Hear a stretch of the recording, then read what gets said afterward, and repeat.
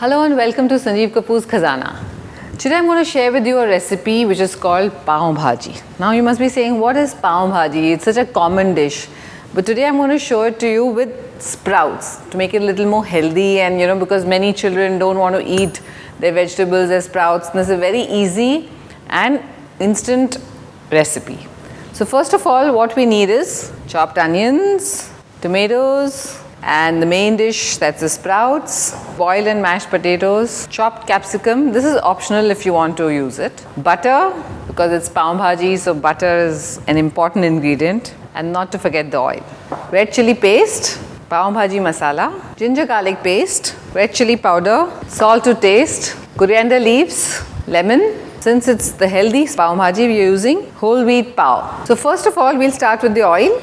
We'll add some oil to the pan and a bit of butter. We'll add the ginger garlic paste, lots of it, I love it. Just saute it for about a minute. It gives a nice flavor and aroma. Then we add the chopped onions. Once we add the onions, we let it turn a bit brown before adding the tomatoes.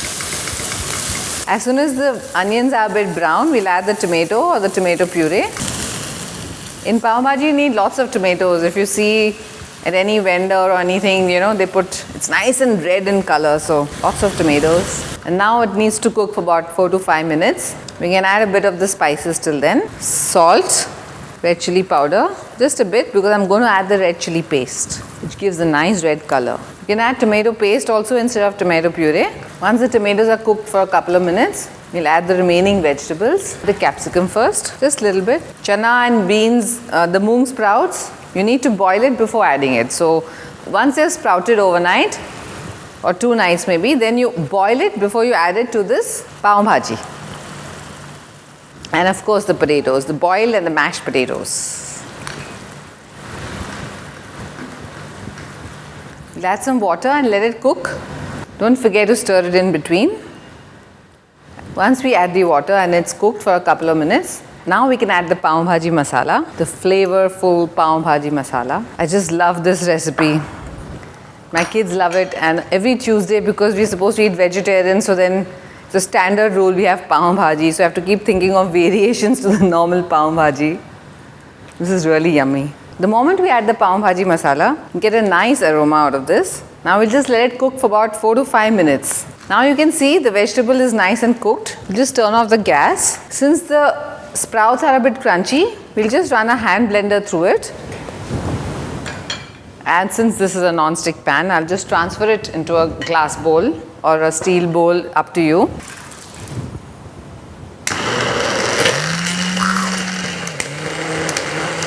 We don't want to do it too fine because we want the crunchy taste in it. As you can see, you can still get the crunchiness. Put it back in the pan. If you don't have a hand blender, you can put it in the mixie. We'll add a bit more of water.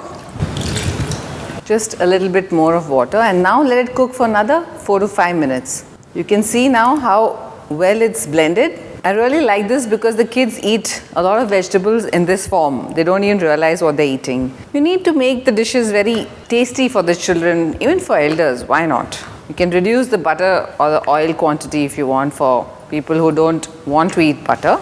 I'm sure children can burn it out. As you can see now, it's nice and cooked. You'll just add some lime to it, lime juice, to give a nice tangy flavor. Once you've added the lime juice, it's ready to serve, nice and hot. Don't forget the coriander leaves. And if you want some butter, if you don't want, you can just leave it. And some chopped onions. And since it's healthy, we're going to serve some nice brown pav. But before we serve the pav, we need to just heat it a bit. I'll quickly show you. Just slit the pav on the bun. You can add some butter if you want. Traditionally, it's done that way. We just heat it on both sides. If you want to make it a bit spicy, you can add some of the masala to the pav if you want.